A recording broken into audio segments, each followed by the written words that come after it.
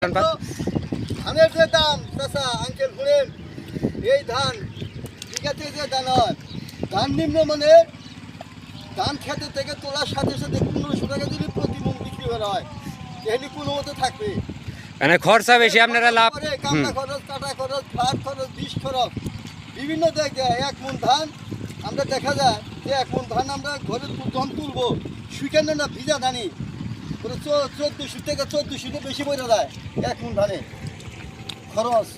এটা হলো সিন্ডিকেট, সরকারি সিন্ডিকেট। এগুলো তো বাংলাদেশে একটা সমস্যা।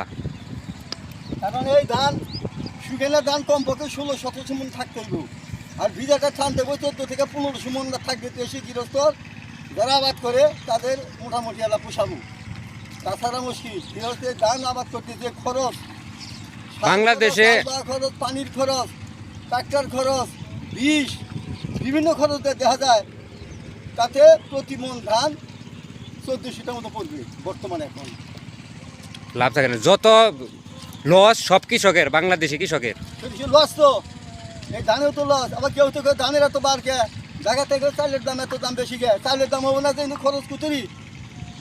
ধানের দাম, চালের দাম কমপক্ষে 70 থেকে 80 টাকা কেজি ধান লাগবে। ধান থাকে মানে নিম্ন মানে 1500 উপরে 2000।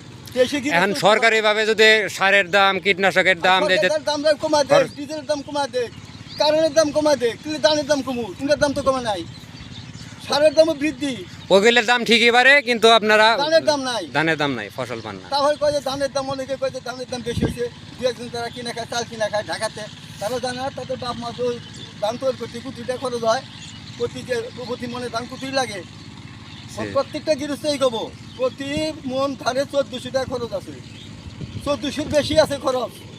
কিন্তু কমপক্ষে ধান বেচতে গেলে 1500 টাকা বেতন লাগবে, আর শুকনাটা বেতন লাগবে 17-1800 টাকা।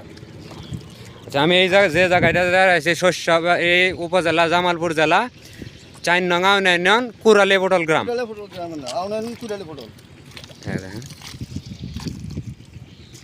ঠিক আছে আঙ্কেল, ভালো থাকেন, কাজ করেন। আল্লাহ হাফেজ, আসসালামু আলাইকুম।